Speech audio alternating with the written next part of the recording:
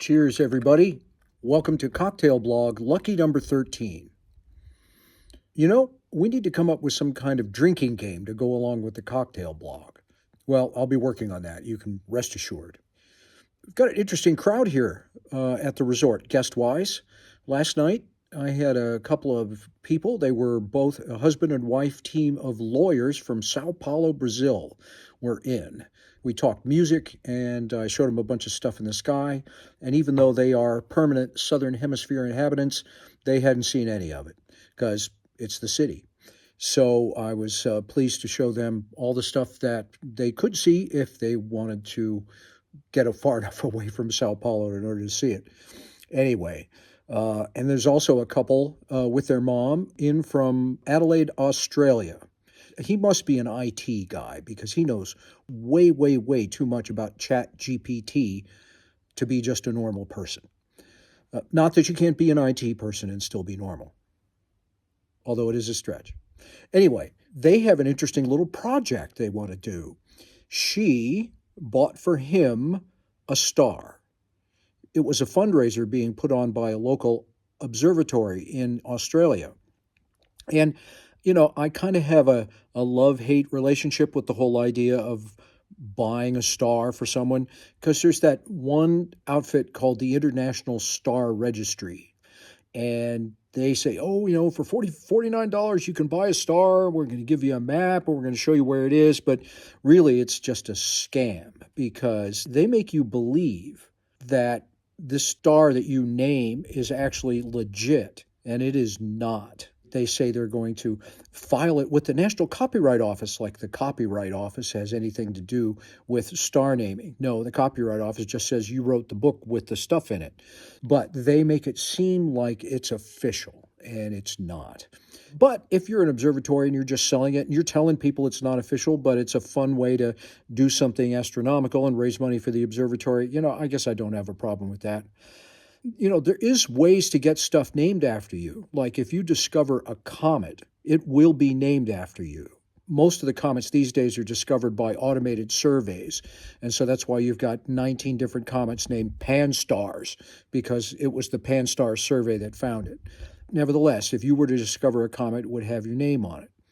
You can have an asteroid named after you.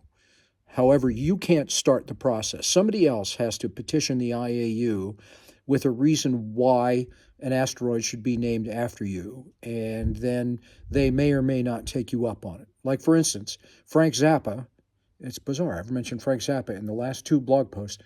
Frank Zappa has an asteroid named after him, but for some bizarre reason, it's named Zappa Frank. And it's official. It's a small little rock in space, probably about the size of a city block.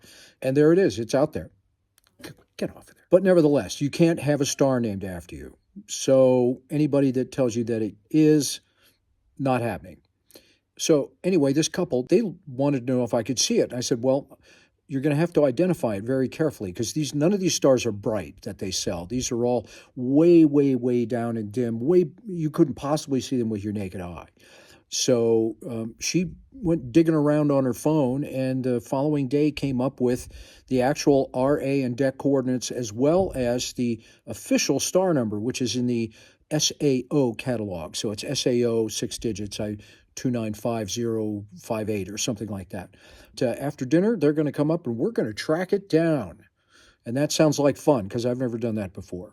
So I looked it up already. It seems findable. It's near kind of an interesting little pattern of stars that you could certainly identify. So this will be fun. And then it'll also be whoever comes up to see. So tonight is my last night in the guest suite. It's back to the peasants' quarters, if you can call them that, where the astronomer stays, where most of my stuff still is. And it's a little farther walk from the observatory, but no big deal. And it's been fun here, but it'll be good to be back to the main room. I won't be taking a shower in full view of the entire world, however. And, I'm okay with that. The wind was really up today. It was howling all through the little nooks and crannies in one of these things. And I meant to get a recording of it, but I didn't. But nevertheless, with wind comes dust. And it looked like the dust might have been back, but not nearly as bad as it was whenever that was, 4 or 5 days ago. Maybe it's 15% more dusty than usual. Not really a big deal. We'll just kind of see how it looks tonight. It seems like some of the dust has laid down now, and that is a pretty good view back there. We'll have to compare that. But you always try and shoot straight up, and then the dust isn't really that much of a big deal. Hopefully, I'll have a couple images for you soon. I got the Omega Nebula finished last night, and I just couldn't quite get finished with the last color of the running chicken. I'll probably get that very first thing after dinner and then start processing it while I'm shooting the other targets.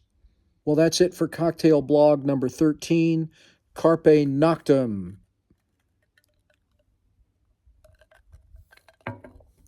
Rum and Coke.